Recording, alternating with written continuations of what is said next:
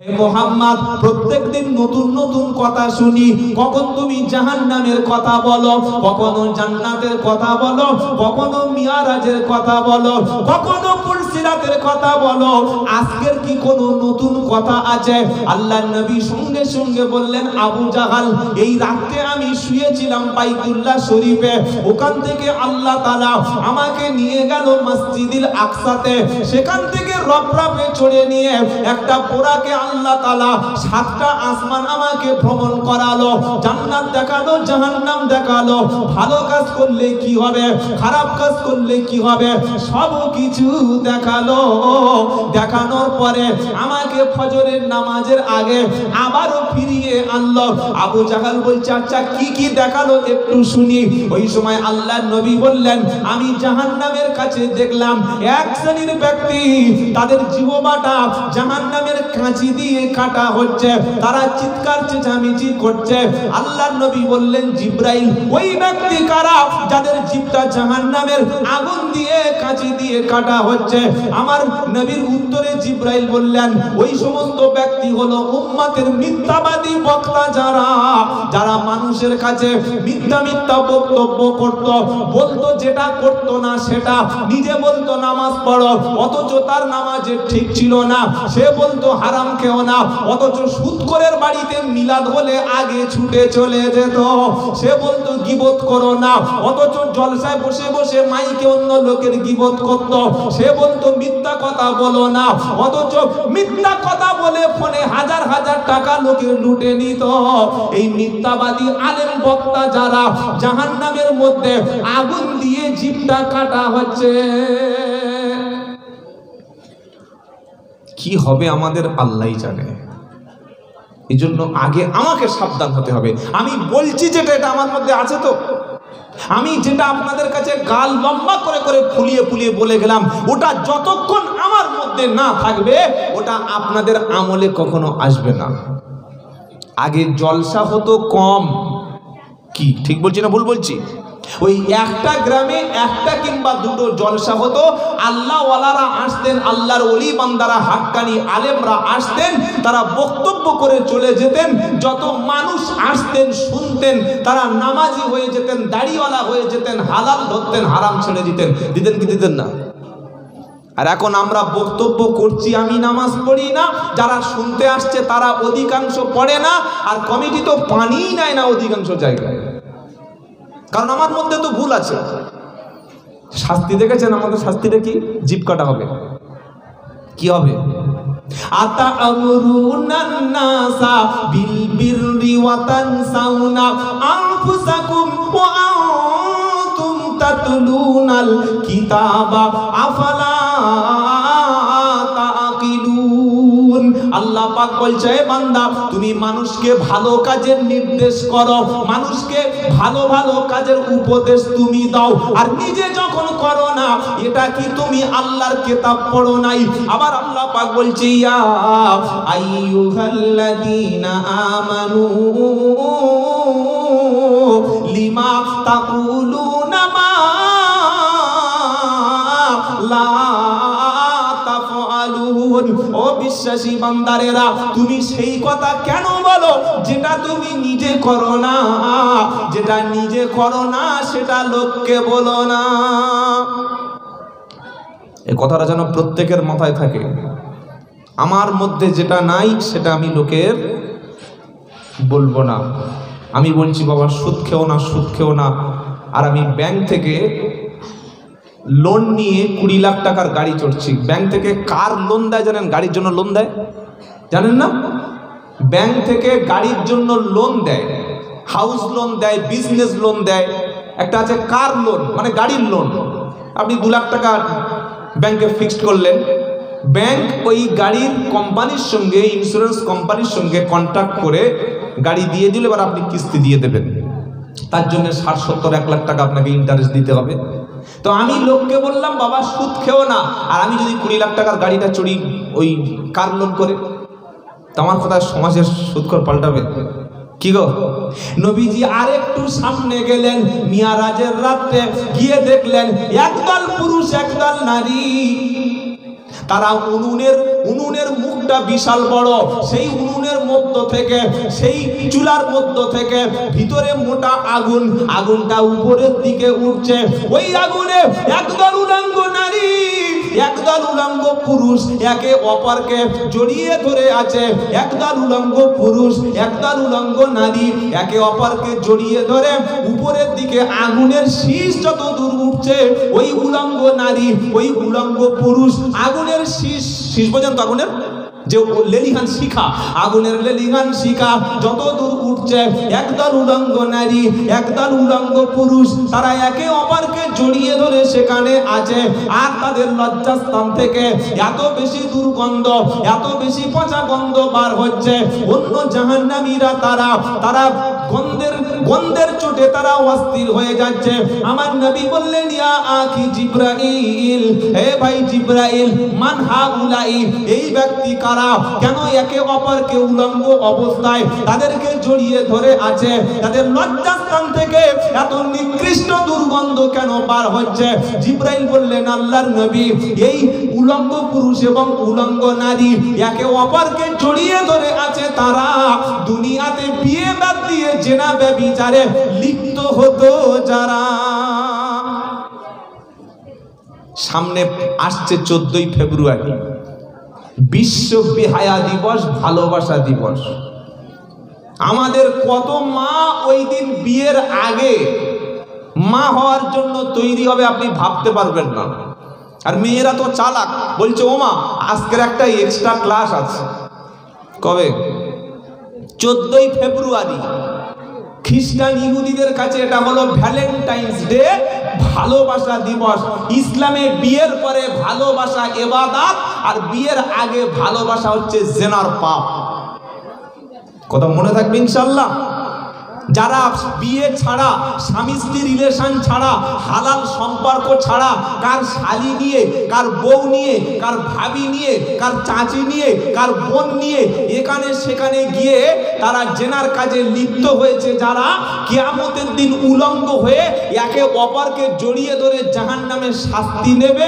আর লজ্জাস্থান থেকে এত পচা গন্ধ বার হবে, হাসরবাসী বলবে আল্লাহ এত গন্ধ কোত্থেকে আসছে? আল্লাহ বলে, বুঝতে পারছো না, এই জেনাখোর মালেরা। আল্লাহ আমাদের সন্তানদের হেফাজত করুক। জোরে বলুন আমিন, জোরে বলুন আল্লাহুম্মা আমিন। আরেকটু এগিয়ে গেলেন নবী মিয়ারাজের রাতে, গিয়ে দেখছেন একদল লোকের পেট বিশাল বড় মাটির কলসি, মাটির জালার মতো, আর পেটের ভিতরে সাপ পোকা ওই রকম কামড় দিচ্ছে, ওই রকম কামড়ছে, বাঁচাও বাঁচাও বাঁচাও বলে চিৎকার করছে। আল্লাহ নবী বলছেন, জিবরাইল কে কে কে এটা, এদের পাপটা কি? জিবরাইল বললেন, আপনার উম্মতের মধ্যে, ওটা বলবো, সুদখোর যারা। কি বলুন? সুদখোর। এখন সুদখোর বললে লোকের ভালো লাগে না, ওটা গাল হয়ে গেছে। এখন বলতে হবে ইন্টারেস্ট, বন্ধন, মহিলা সমিতি, LIC, ব্যাংকের 10 লাখ টাকা দিল, 5% সুদ নিয়ে বসে বসে খাচ্ছে, কোনো কাজ নাই। আর বলছে আল্লাহ আমার টাকায় বরকত রেখেছে। ছাগল কোথাকারে, মরে গেলে কাপড় খুলে পেটাবে। ব্যাংকে 10 লাখ টাকা রেখে দিয়ে 5% সুদে তুমি বসে বসে খাচ্ছ, আর বলছো আল্লাহ আমার রুজিতে বরকত দিচ্ছে।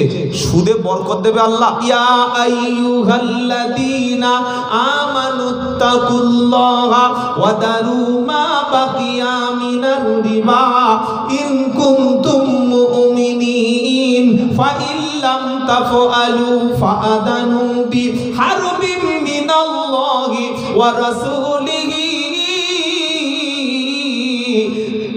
3 নম্বর, 4 নম্বর পারা, 6 নম্বর পৃষ্ঠা, 8 নম্বর লাইনের 278 নম্বর আয়াত সূরা বাকারা। ইয়া আইয়ুহাল্লাযীনা আমানুত্তাকুল্লাহা, হে বিশ্বাসী ইমানদারেরা আল্লাহকে ভয় করো। ওয়াদারু মা বাকিয়া মিনার রিবা, সুদের কারবারকে, সুদের লেনদেনকে, সুদের ট্রানজাকশনকে তুমি বন্ধ করো। ইন কুনতুম মুমিনিন, যদি তুমি বলো আমি ঈমানওয়ালা, যদি তুমি বলো আমি ঈমান এনেছি আল্লাহর উপরে, তাহলে সুদের কারবার তুমি ত্যাগ করো। ফাইল্লাম তাফআলু, যদি তুমি সুদ না ত্যাগ করো, যদি তুমি সুদের ব্যবসা না ত্যাগ করো, ফাআদানু বিহারবিম মিনাল্লাহি ওয়া রাসূলিহি, তাহলে আল্লাহ এবং রাসূলের পক্ষ থেকে তোমাদের বিরুদ্ধে যুদ্ধের ঘোষণা রইল।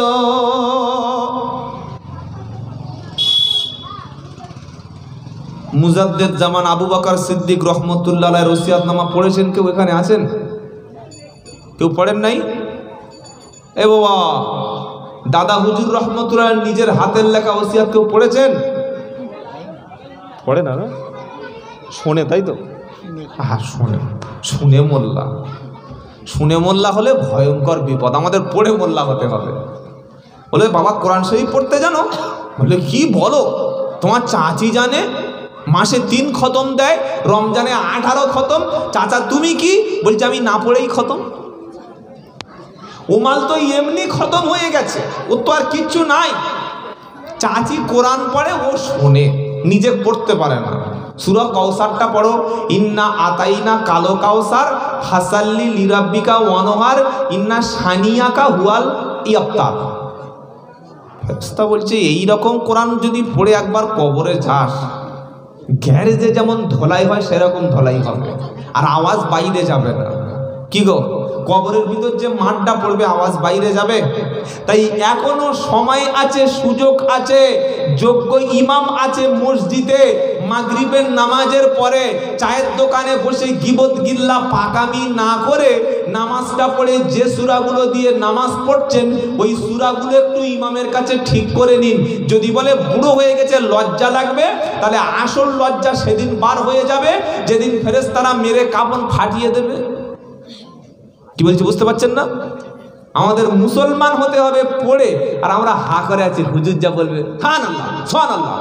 সুবহানাল্লাহ মানে তুই কি বুঝতে পেরেছিস? সুবহানাল্লাহ বলছে, যা বলছে সুবহানাল্লাহ, কিচ্ছু বোঝে না। দাদা হুজুর রহমতুল্লাহ আলাইহির ওসিয়তনামা বাংলায় লেখা আছে, মুহাম্মদ আবু বকর, আমার লাইব্রেরিতে আছে, পরিষ্কার তিনি লিখে দিয়েছেন, যদি কোনো সুদখোর ব্যক্তি তওবা করে তার বাড়িতে 1 বছর খাওয়া। যেটা বলুন ওটা আমি বলতে পারবো? আমার তো দাওয়াত করলে ছুটবে, এই চল চল চল চল। 10,000 যদি দেয় আমি কি মিলাদ বন্ধ করব? রব্বানা জালামনা, আল্লাহ রুজিতে বরকত দাও, আয় আল্লাহ তার ব্যবসাতে বরকত দাও, তার কাজে বরকত দাও। ফেরেশতা বলছে মৌলবী 10,000 টাকার জন্য মিলাদ পড়তে এসেছিস, একবার দেখলি না মালটা সুদখোর। খালি বলছে এত জিকির করছি নবীর দেখা যায় না কেন? তোর অন্তরে তো রাগ পড়ে গেছে, অন্তরে তো কয়লা হয়ে গেছে, অন্তরের গ্লাস তো ভেঙে গেছে, অন্তরের ডিসপ্লে তো নষ্ট হয়ে গেছে, অন্তরের সেন্সারের সঙ্গে আল্লাহর সেন্সারের কাজ করছে না, তোর অন্তর তো মদিনার দিকে যাচ্ছে না, তোর অন্তরে আল্লাহর শব্দটাই বসছে না। বোকা কথাকার।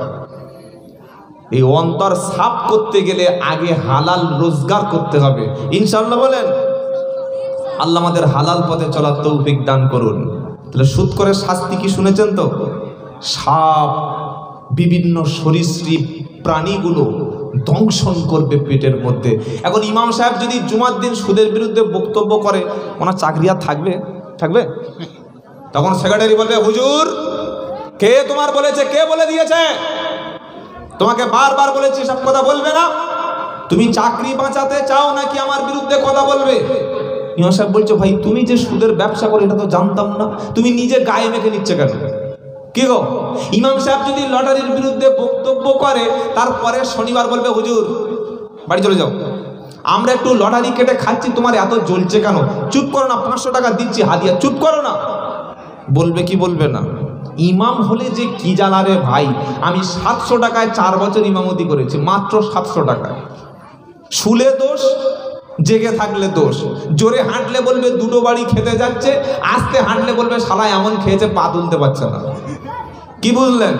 গাড়ি চললে বলবে মহল্লার টাকায় গাড়ি কিনেছে, আর যদি হেঁটে যাই বলছে শালা কি মাল দেখেছো, বকিল টাকা জমাচ্ছে, কিছু খরচ করে না। রাত্রেবেলা ঘুমিয়ে আছি, বলছে দেখেছি ইমাম সাহেব তাহাজ্জুদ পড়ে না, খালি ঘুমুচ্ছে। আর যদি একটু তাহাজ্জুদ পড়ি বলবে বিবির বাড়িতে রেখে বিবির হক আদায় করেন, এখানে নামাজ পড়ছে। কোন দিকে যাবে? ইমাম যদি বাড়িতে গিয়ে 2 দিন আসতে দেরি করে, ইমাম আর রাখা যাবে না। খালি বউ আর বউ। কি মূল শব্দরা তো বউদের লাগে কেন? ও নিজেই 30 দিন বিবির কাছে শুয়ে ফজরের নামাজ পড়ে না। ও ইমাম সাহেবকে বলছে, হুজুর বাড়ি গিয়ে কি করো? বাড়ি গিয়ে কি করো? কি ভিডিও কলে দেখাতে হবে? খ্যাপা কথা করে। ইমামের উপরে জুলুম করবেন না ইনশাআল্লাহ। বলেন বলেন ইনশাআল্লাহ। আল্লাহ আমাদের ওলামাদের সম্মান করার তৌফিক দিক, বলুন আমিন। এবার নবীজি মিরাজ থেকে ফিরে এসে দেখা হবে তো হবে। আবু জাহেলের সঙ্গে দেখা হয়েছে। গরম পানি একটু দেওয়ার মতো কেউ নাই। কার সঙ্গে দেখা হয়েছে? জোরে বলেন। আবু জাহেল বলছে, মোহাম্মদ প্রত্যেক দিন নতুন নতুন বক্তব্য দাও, আজকের কি কোনো নতুন বক্তব্য আছে? ওই সময় আল্লাহর নবী পুরো মিরাজের ঘটনাটা বলে দিল। আবু জাহেল শুনে বলল, আজকে দারুণ একটা মশলা পেয়েছি, নবীর বিরুদ্ধে মিথ্যা অপপ্রচার করব। আবু জাহেল বলল, মুহাম্মদ মুস্তাফা সাল্লাল্লাহু আলাইহি ওয়াসাল্লাম তুমি যেভাবে বক্তব্যটা আমার কাছে বললে, আমি এইভাবে কি মক্কায় হুবহু বলতে পারি? বিসমিল্লাহ। মুহাম্মদ সাল্লাম বললে, হ্যাঁ বলো। এই তো আমি ঘুরে এসেছি কাবা, আল্লাহর সঙ্গে ওই ভিজিট সাক্ষাৎ করে আজ থেকে ঘুরে চলে এসেছি, তোমার ইচ্ছা হয় বলো। আবু জাহেল বললে, এবার একটা সুযোগ পেয়েছি। কি গো? সব জায়গায় প্রথমে দেখা হয়েছে কার সঙ্গে? আবু বকর সিদ্দিকের সঙ্গে। সুবহানাল্লাহ বলুন। আবু জাহেল তো খুব খুশি। কি গো?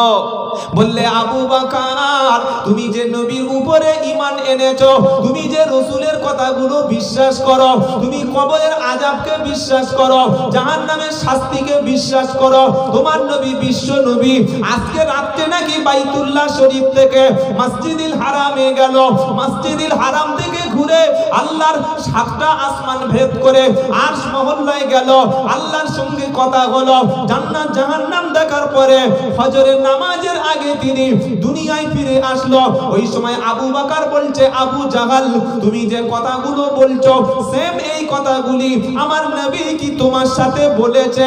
আবু জাহাল বলল, আবু বকর আমি নিজে কানে শুনে এসেছি, এখনো নবী সেখানে বসে আছে। আবু বকর বলল, আমার নবী সাল্লাল্লাহু আলাইহি ওয়াসাল্লাম যদি তিনি এই কথাগুলো বলে থাকেন, অবশ্যই তিনি সত্য বলেছেন। ছুটে চলে এসছে বিশ্ব নবীর কাছে, এসে দেখছে আল্লাহর নবী বাইতুল্লাহ শরীফের পাশে বসে আছেন। সুবহানাল্লাহ বলবেন না? এসে বলছে, হুজুর এই আবু জাহেল যা বলল, নবী বলছে তুমি বিশ্বাস করো না? তুমি কি বিশ্বাস করো?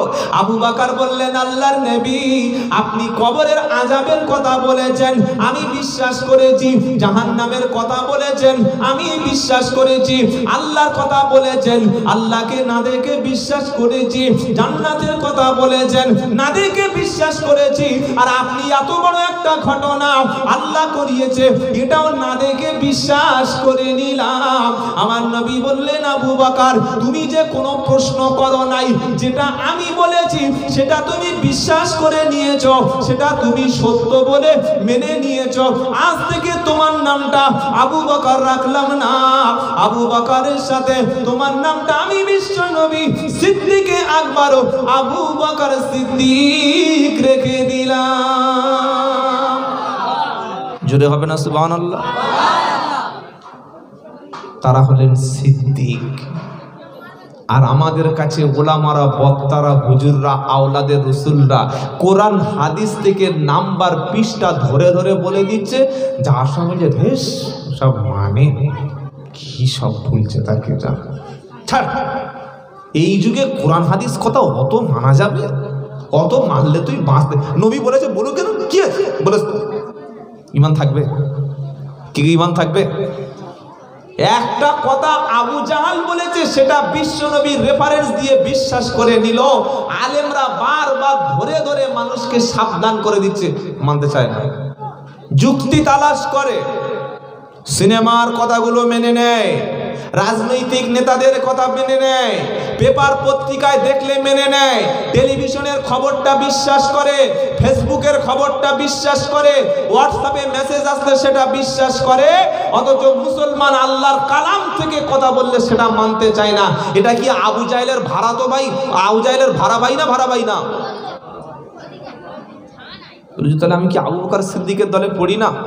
আবু বকর সিদ্দিকের দলে পড়লে আপনাকে নবীর কথাগুলো মেনে নেওয়া লাগবে ভাই। মানবো? ইয়া আইয়ুহাল্লাযীনা আমানুত্তাকুল্লাহা ওয়া কুনু মা'আস সাদিকিন।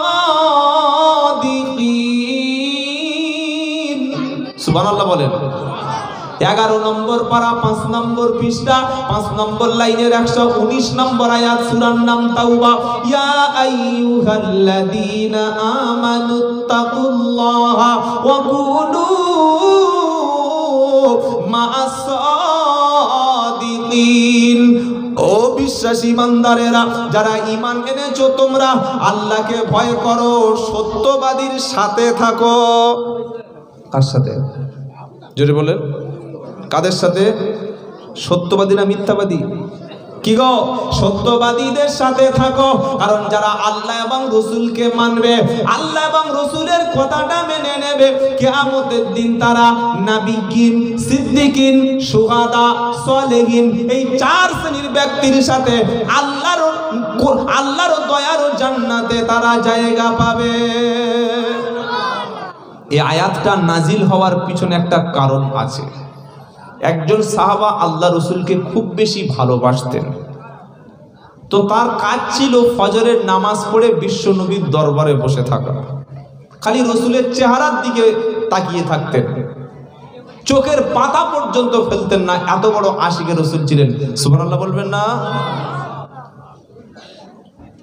একদিন তিনি বাড়িতে গেছেন, আর আল্লাহর নবীকে দেখতে পায় নাই, বাড়িতে চলে গিয়েছে, কষ্ট হচ্ছে, ছুটে ফের চলে এসেছে। তিনি বললেন, আল্লাহর নবী, আপনাকে খুব বেশি ভালোবাসি, যেই আপনার চোখের সামনে থেকে আমি আলাদা হয়ে যাই, আমার মনের মধ্যে বিরহের একটা যন্ত্রণা শুরু হয়। আবার যখন আপনার চেহারা মুবারকটা দেখি, সাথে সাথে আল্লাহ তাআলা আপনার দেখেই আমার ক্ষুধা নিবারণ হয়ে যায়। সুবহানাল্লাহ বলবেন না? কিন্তু প্রশ্ন আমার অন্য জায়গায়। আপনি যে জান্নাতে যাবেন, আল্লাহ যদি দয়া করে আমাকে সেই জান্নাতে না দিয়ে অন্য একটা আলাদা কম্পার্টমেন্ট দেয়, অন্য যদি আলাদা রুম একটা দেয়, আমি জান্নাতে যাব ঠিক, আপনি তো সর্বশ্রেষ্ঠ জান্নাত ফেরদাউসে যাবেন। আল্লাহ তাআলা যদি আপনার রুমে না দিয়ে আমার যদি আলাদা একটা ডিপার্টমেন্ট দিয়ে দেয়, ওই জান্নাতের মধ্যে আপনাকে যদি না পাই, আমার মানসিক কোনো শান্তি পাওয়া যাবে যাবে না। যে যাকে প্রচুর ভালোবাসে কাছে পেতে চাই কি চায় না? কি গো বাবাজি, ভালোবাসার মানুষ কাছে থাক, সামনে থাক, একই রুমে থাক, পাশে বসে গল্প করি, একসাথে খাই, একসাথে ঘুমাই, এটা চাই কি চাই না? কথা বলে না, চাই। তো সাহাবা বলছে, হুজুর যদি আপনার না পাই। এই কথাটা যখন বললেন, সঙ্গে সঙ্গে ওই সাহাবার ভালোবাসার কথাটা আমার আল্লাহ জিব্রাইলকে দিয়ে তার আশা পূরণ করে দিলেন। জোরে বলুন, মাই ইউতি ইল্লাহা ওয়ার রাসূল ফাউলাইকা মাআল্লাযীনা আনআমাল্লাহু আলাইহিম মিনান নাবিয়্যিনা ওয়াস সিদ্দিকিনা ওয়াশ শুহাদাই ওয়াস-সালিহিনা ওয়া হাসুনা উলাইকা রাফিকা। কি হলো, সাউন্ড কাটলেন কেন ভাই? সাউন্ড বাড়িয়ে দিন, সাউন্ড কমাবেন না, যা আছে ঠিক আছে। মাই ইউতি ইল্লাহা ওয়ার রাসূলা ফাউলাইকা মাআল্লাযীনা আনআমাল্লাহু আলাইহিম মিনান নাবিয়্যিনা ওয়াস-সিদ্দিকিনা ওয়াশ-শুহাদাই ওয়াস-সালিহিনা ওয়া হাসুনা উলাইকা রাফিকা।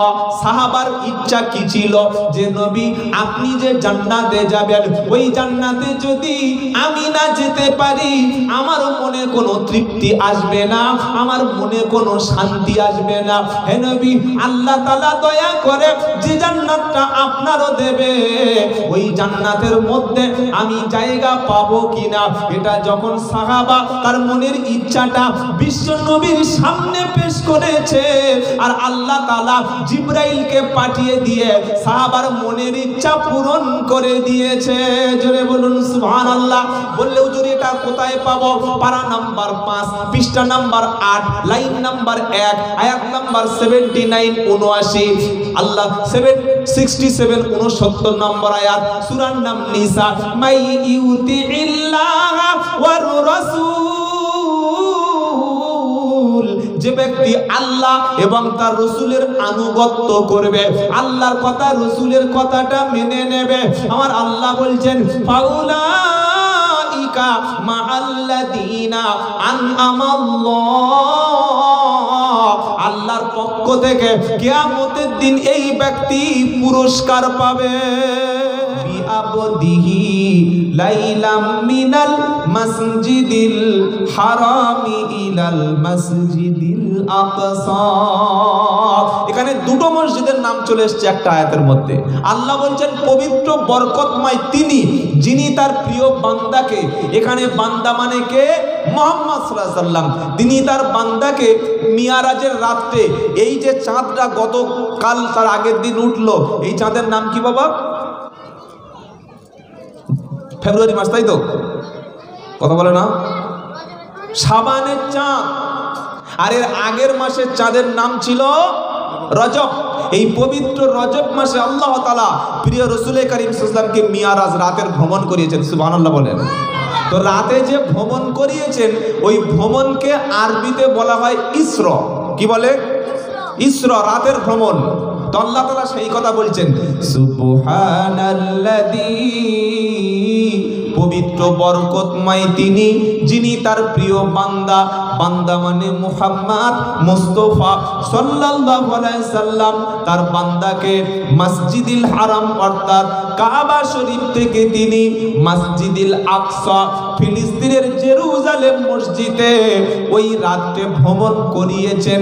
আর ওখান থেকে আল্লাহ তাআলার কাছে সাক্ষাৎ করার জন্য তিনি ডেকে নিয়েছেন।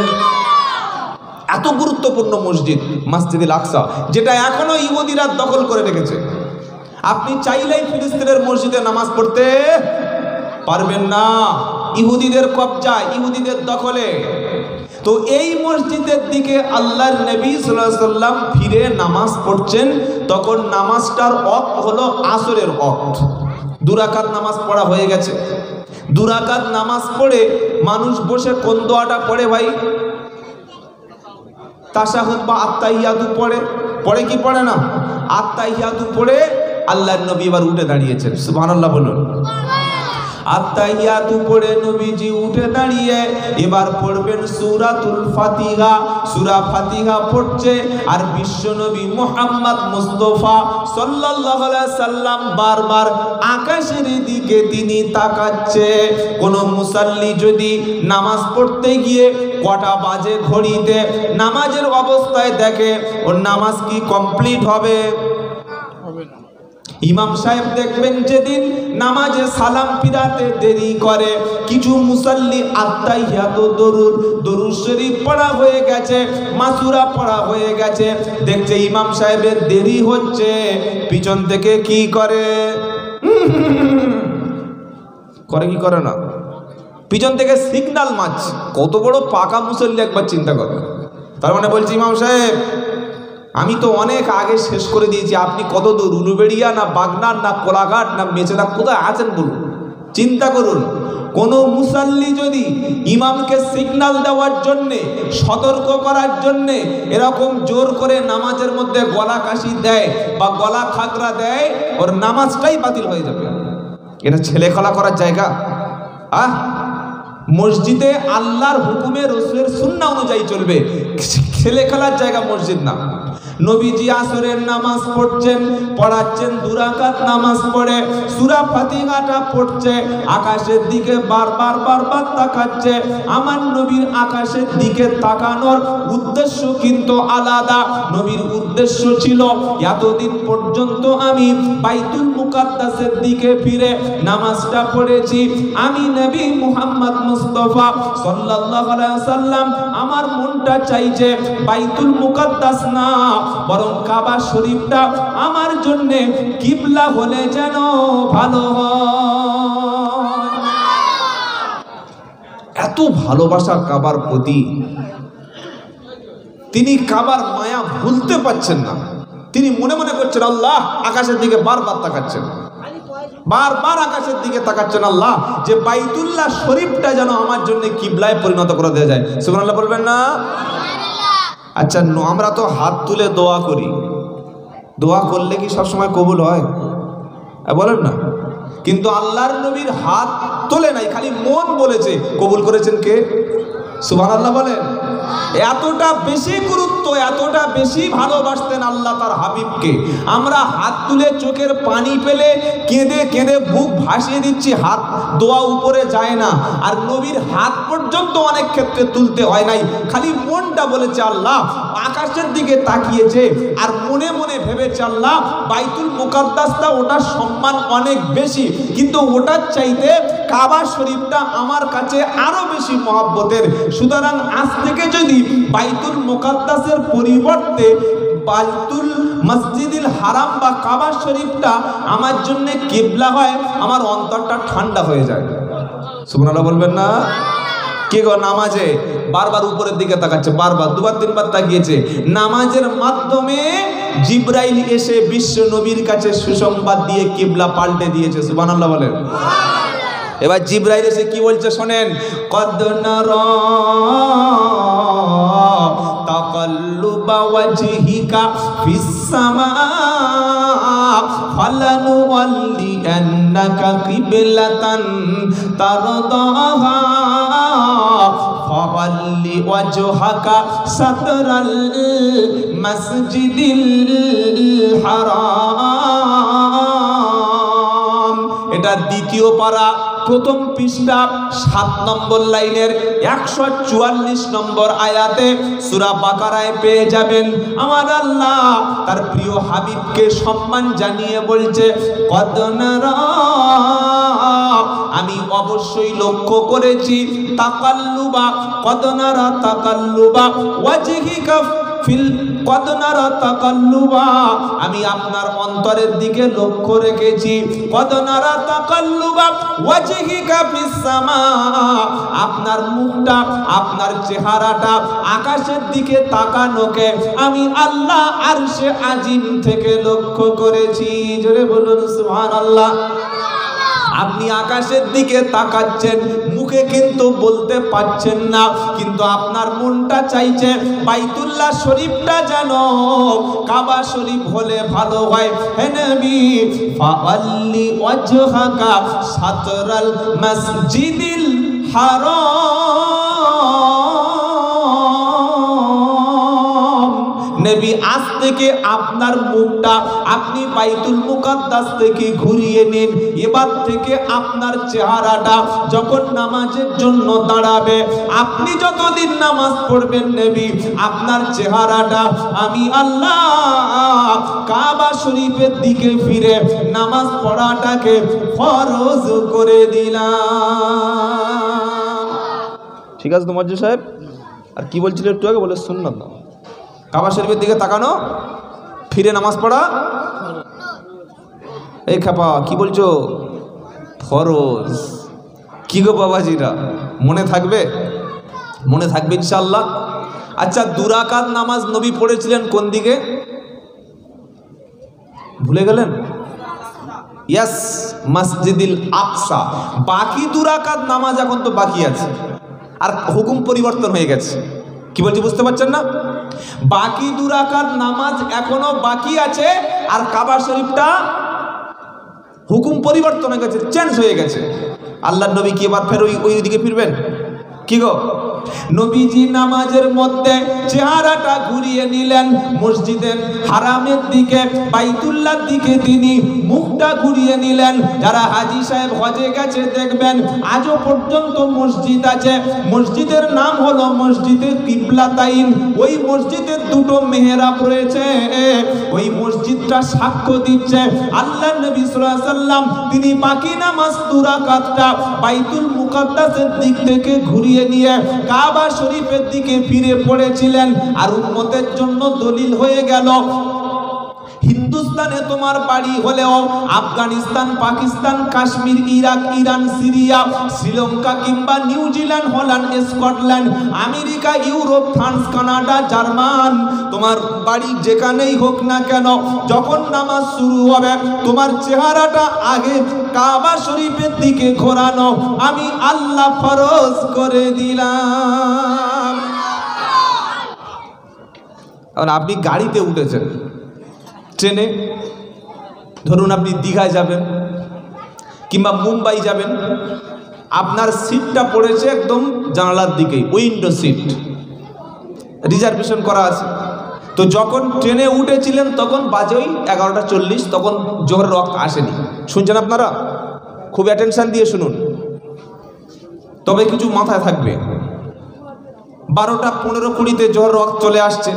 এবার আপনি তো মুসাফির, কোনো ব্যক্তি যখন মুসাফির হয়ে যায়, সফরে যায়, তখন তার জন্য জোহরের নামাজ কয় রাকাত পড়তে হয় বলুন? 2 রাকাত। তো আপনি 2 রাকাত নামাজ পড়বেন বলে ট্রেনের যে বাথরুম আছে, টয়লেটে একটু পানি নিয়ে ওযু করে এসেছেন।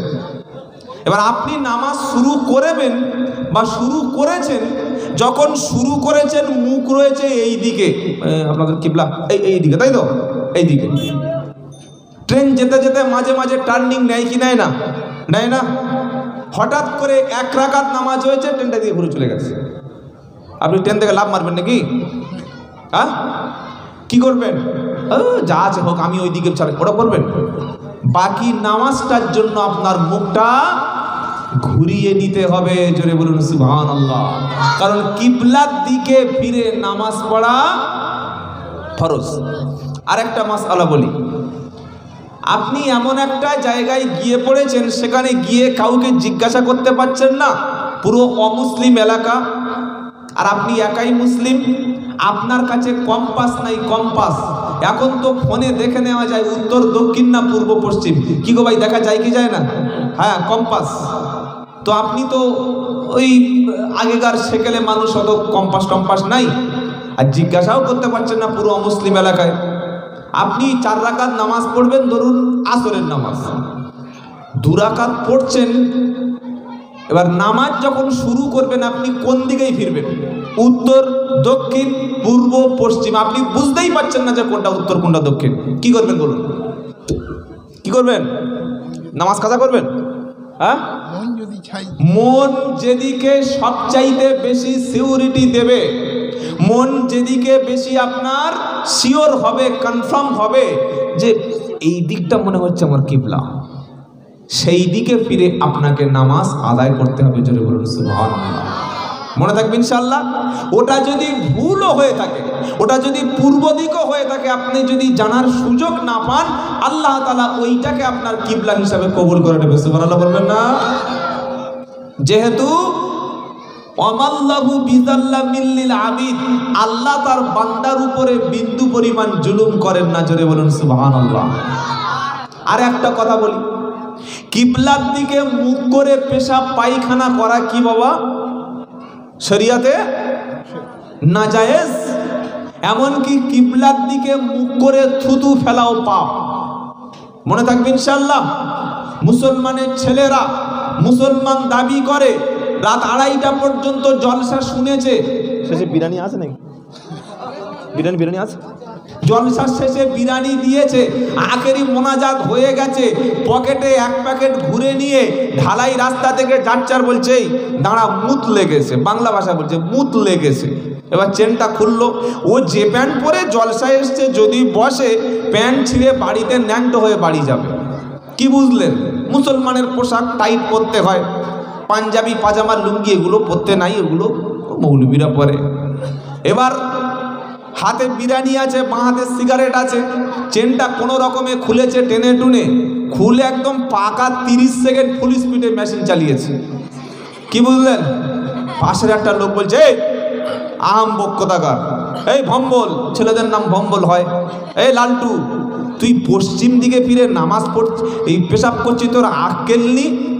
বললে পশ্চিম দিকে ফিরে পেশাব করলে কি হয়? বলে 1 থাপ্পড়ে দাঁত ফেলে দেবো, কথা কথা, এটা কাবা শরীফের দিক নয়। বলে তুই আগে বলবি তো পেশাব হয়ে গেছে, আর এখন বলছিস? তার মানে মুসলমান এখনো পর্যন্ত পশ্চিম চেনে না। আল্লাহ আমাদের কিবলা চেনার তৌফিক দান করুক সকলের জন্য, আল্লাহুম্মা আমিন। এখানে আল্লাহ রসুলের সম্মানে আল্লাহ তাআলা কিবলা পরিবর্তন করে দিলেন, সুবহানাল্লাহ বলবেন না? আজকের আমি যে বিষয়ের উপরে কথা বলবো অল্প দুটো একটা সময়ের মধ্যে, ওই বিষয়টার নাম হলো সাহাবায়ে কেরামদের মর্যাদা। কি বললাম? জোরে বলেন। সাহাবায়ে কেরামদের মর্যাদা কত? আপনি জান্নাতে যেতেই পারবেন না যদি কোনো সাহাবা বিদ্বেষ হন। আপনি জান্নাতে যেতেই পারবেন না যদি সাহাবাদেরকে আপনি হকের মানদণ্ড না মনে করেন।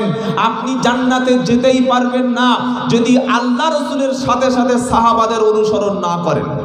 অনেক লোক বলে আমি রসুলের মেনে চলবো, রসুল যা করেছে তাই করব। আরে রসুল পাক সাল্লাল্লাহু আলাইহি ওয়াসাল্লাম তো 11টা বিয়ে করেছে, করতে পারবি? কথা বলে না? আল্লাহর নবী তো 11টা বিয়ে করেছেন, আপনি পারবেন নাকি? রসুল করিম সাল্লাল্লাহু আলাইহি ওয়াসাল্লামের উপরে তাহাজ্জুদের নামাজ ফরজ ছিল। উম্মতের জন্য তাহাজ্জুদের নামাজ কি বলুন? নফল হলেও এটা সুন্নাতের মধ্যে পড়ে, নফল নামাজ তাহাজ্জুদ, বাংলা কথা। কি বুঝলেন? তো আলোচনা শুরু করি, চলুন। প্রথমে প্রশ্ন যে সাহাবা কাদের বলে? কি গো, সাহাবা কাদের বলে? একদম বাংলা গোদা ভাষায় শিখে দিন, মুখস্থ করুন। আল্লাহর নবীকে যারা দেখেছেন এবং ঈমান এনেছেন, ঈমান এনে যারা নবীকে দেখেছেন আর মরণের সময়ে যারা ঈমান নিয়ে মারা গেছেন তারা হলেন সাহাবা। সুবহানাল্লাহ বলবেন না? আবু জাহেল নবীকে দেখেছে না দেখে নাই? আবু জাহেল কি সাহাবা? বললে ঈমান থাকবে? আবু জাহেল নবীকে দেখেছে কিন্তু বাট ঈমান আনতে পারে নাই।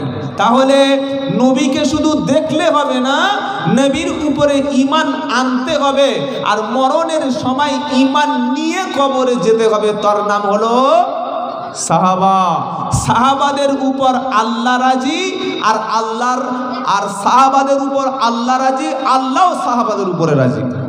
কি সুবহানাল্লাহ বলবেন না? সাহাবাদের উপর আল্লাহ রাজি, এত মর্যাদা।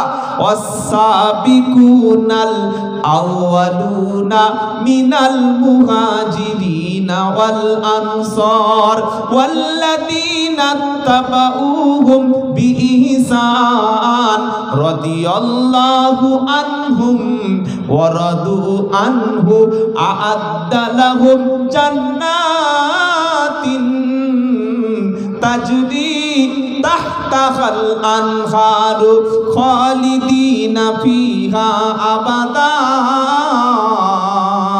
দালিকাল ফাউজুল আযীম। জোরে তাকবীর, নারায়ে তাকবীর। সবচাইতে বেশি মর্যাদা সম্মান হলো আল্লাহর। আল্লাহর পরের মর্যাদা কার? একসাথে বলুন, একটু জবানটা খুলুন।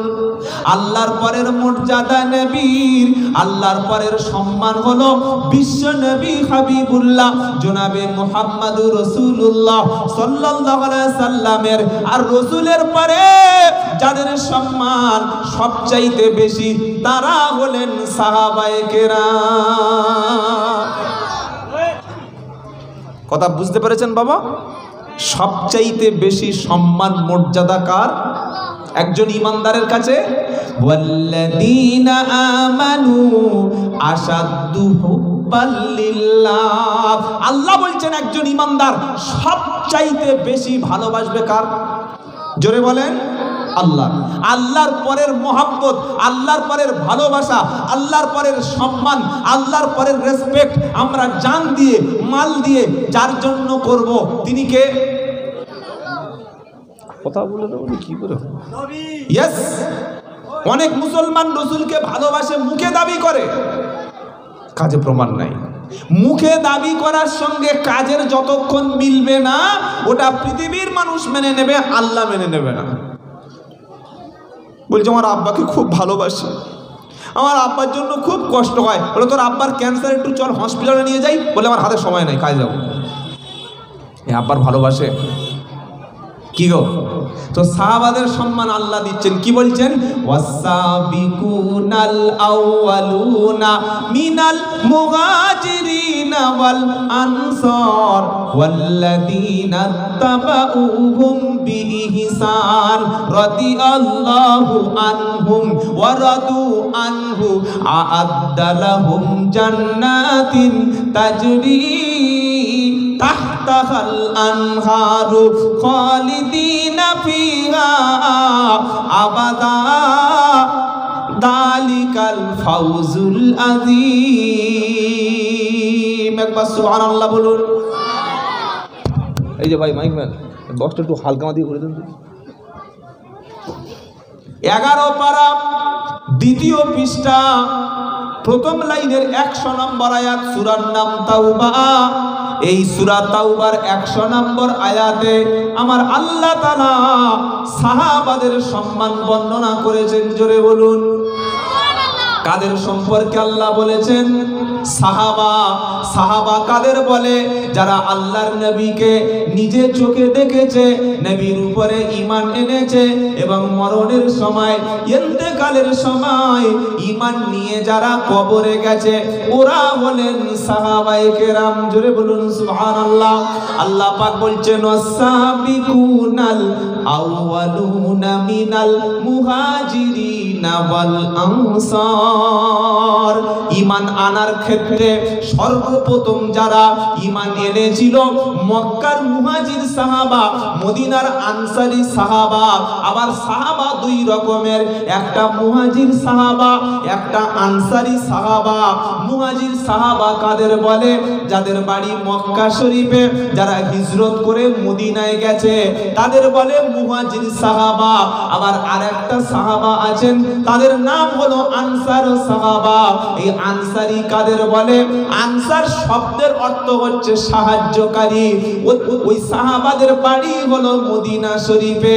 মক্কা থেকে যারা ঈমান আনার কারণে জুলুমের শিকার হয়ে মদিনা শরীফে চলে গেছে, মদিনায় যে সমস্ত সাহাবাদের একাধিক খেজুরের বাগান ছিল, একটা বাগান মক্কার সাহাবাদের দিয়ে দিয়েছে, একাধিক স্ত্রী ছিল, একটা স্ত্রী তালাক দিয়ে মদিনার সাহাবারা মক্কার মুহাজির সাহাবাদেরকে একটা স্ত্রী দিয়ে দিয়েছে, একাধিক কুয়া ছিল, কুয়া পানি তোলার একটা কুয়া মক্কার মুহাজির সাহাবাদের দিয়ে দিয়েছে।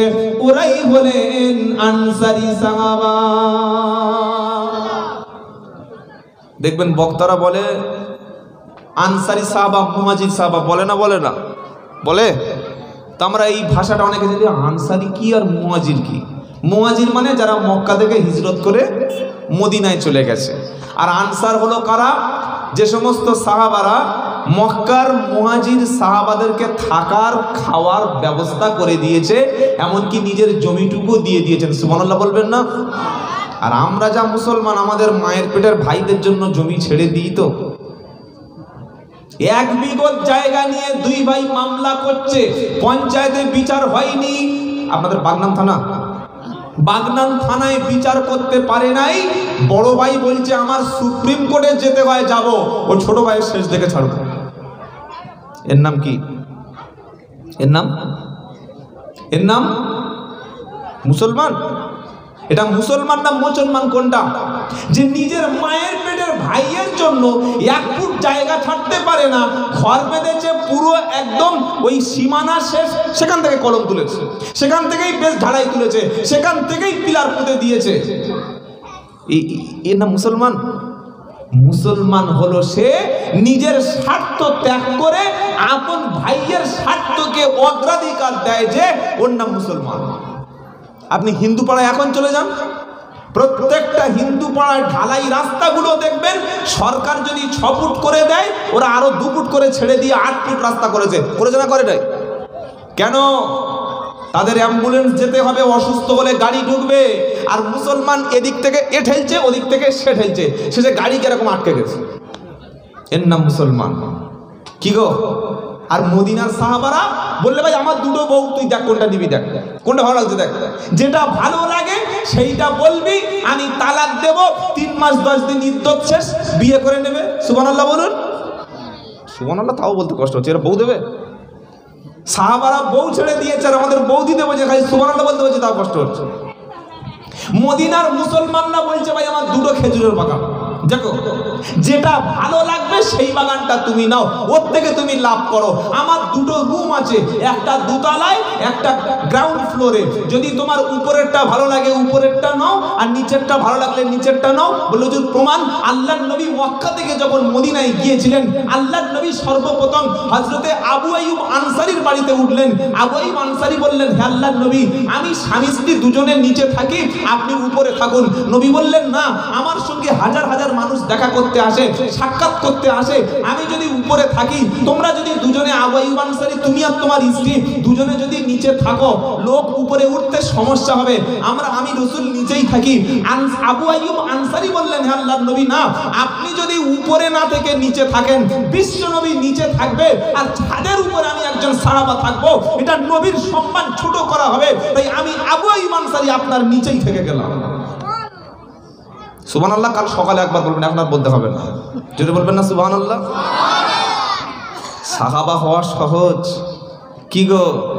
হ্যাঁ, সব কিছু ছেড়ে দিয়েছে কিন্তু রাসূলকে তারা ছাড়ে নাই, জোরে বলুন না সুবহানাল্লাহ। তাই আল্লাহ তাদের সম্পর্কে বলছেন, ওয়াসাবিকুনাল আউয়ালুনা মিনাল মুহাজিরিনা ওয়াল আনসার।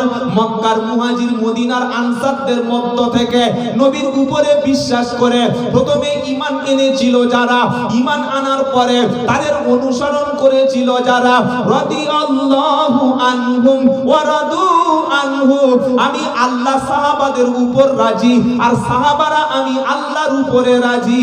বললে হুজুর আল্লাহ তো রাজি হলো, সাহাবাদের জন্য আখিরাতে কি ঘোষণা আছে বলো?